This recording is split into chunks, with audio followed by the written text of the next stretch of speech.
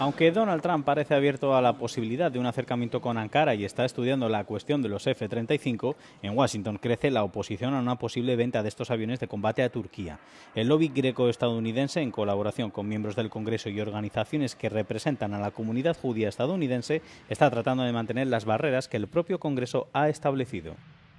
Ειδικά μετά το 1935 έχουμε δει από την βουλευτή Dina Titus της Νεβάδα ότι έχει μαζέψει διάφορους, κυρίως δημοκρατικούς, μόνο δημοκρατικούς βουλευτές, 18 συγκεκριμένους, που έχουν στείλει μια επιστολή τώρα στους ηγέτες της Βουλής, τον Scalise και τον Hakeem Jeffries, τον αντίστοιχο ρεπουμπλικανό και δημοκρατικό, έτσι ώστε να είναι έτοιμοι να κινηθούν και να αποτρέψουν οποιαδήποτε κίνηση δούμε από τον πρόεδρο Τραμπ σχετικά με τα F-35.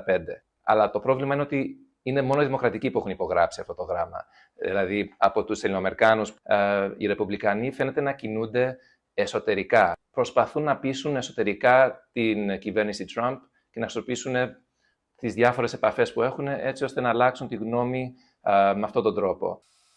La principal línea de defensa de quienes se oponen a esto es la legislación estadounidense. Tras la compra por parte de Turquía de los S-400 rusos, el Congreso activó las sanciones y posteriormente incluyó disposiciones en el presupuesto de defensa. Υπάρχει κίνδυνος ότι τα S-400 μπορούν να καταγράψουν ή κάπως να πάρουν διάφορα στοιχεία τα οποία είναι μυστικά της Αμερικής γύρω από το F-35 και μετά αυτά να μεταφερθούν στους Ρώσους.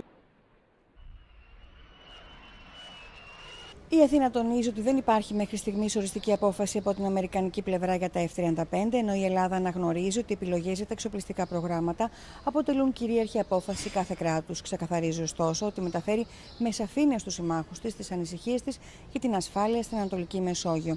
Από την Αθήνα για το Euronews, Φέη Δουλγέρη.